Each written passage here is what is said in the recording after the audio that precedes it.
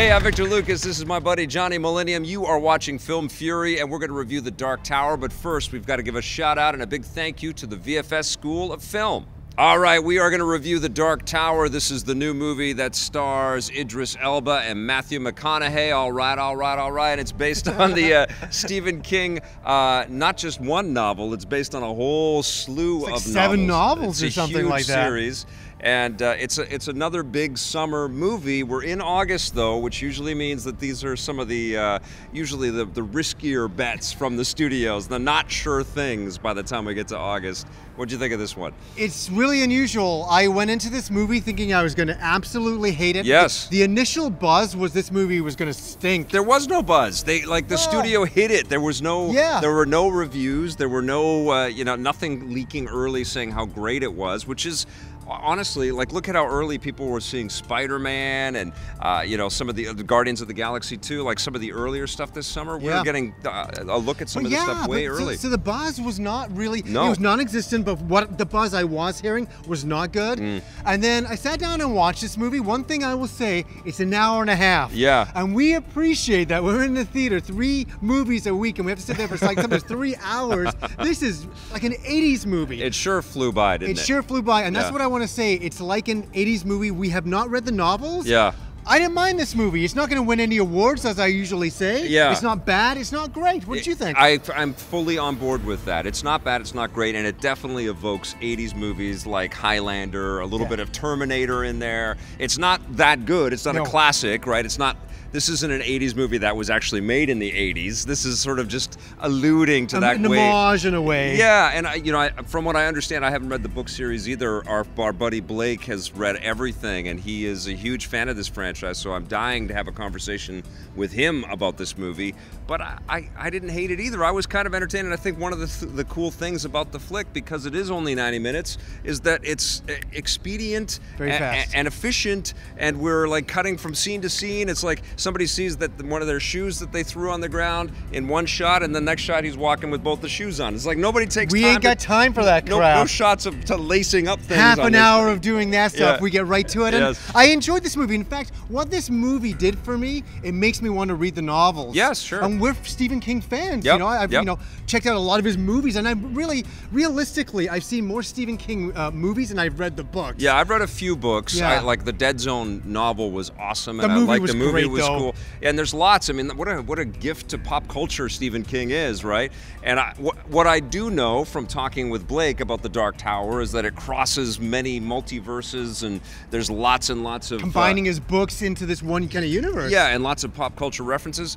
That's not really here. This is a pretty contained little sort of micro story, and I think it sort of hints that it's going to be this giant epic, but we really don't get that giant epic. We get a kid that's starting to see things, doesn't know what's happening, having nightmares, and he eventually gets hunted, but then finds a way to, connect. I don't want to spoil too much, but he connects with the Idris Elba character, who is kind of hunting the Matthew McConaughey character, and it's not much bigger than that story-wise, right? It's very small. I remember looking at my watch, and there's like 20 minutes to go, and I'm like, they've got to wrap the movie up in 20 minutes? It's like, that's how fast it goes by. And I did enjoy that there's a lot of references that I did pick up on to the other Stephen King novels, so I did enjoy that.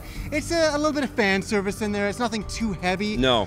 But it made me feel a little bit ripped off, though, because because I know some of the production history and the efforts that have been taken to kind of build this into a movie franchise for so long, and the rights have gone back and forth, and it's sat in development hell, and they finally made the movie, and 2 pretty big actors, maybe not the biggest actors in the world, but they're both very competent, and actually they're good in the movie too. I think they do a good job, but it doesn't really go beyond that. It's like almost like a two-hander in a way. I actually really did like the kid too, Tom Taylor, who plays Jake Chambers in here, and he's the central figure, right? He's the character that kind of starts to unravel the mystery.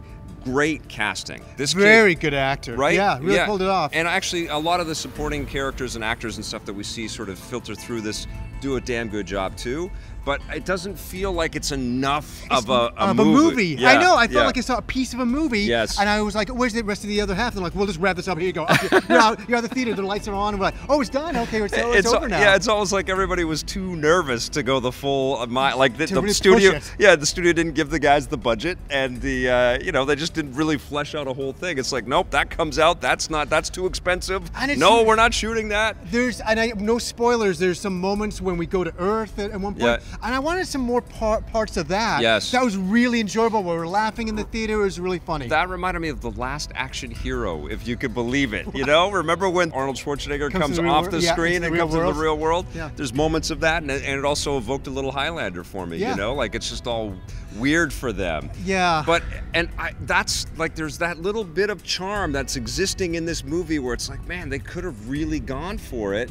But it feels like everybody got nervous. Yeah. It felt like they just dip in a little bit, but we won't dive in. I know exactly what you're saying with that. And I wouldn't mind more from this franchise, but I want more.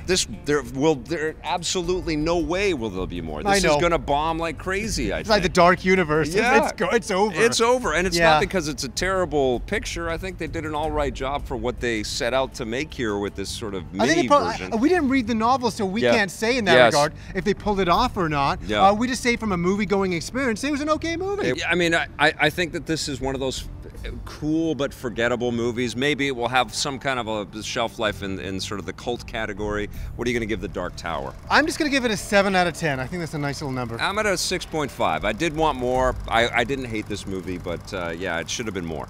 So if you see a movie like The Dark Tower and you say, hey, I can make a better movie than that, you can learn how to do that at the VFS School for Film in 1 year. They've got programs that you can get in and out in 1 year. Go to VFS.edu.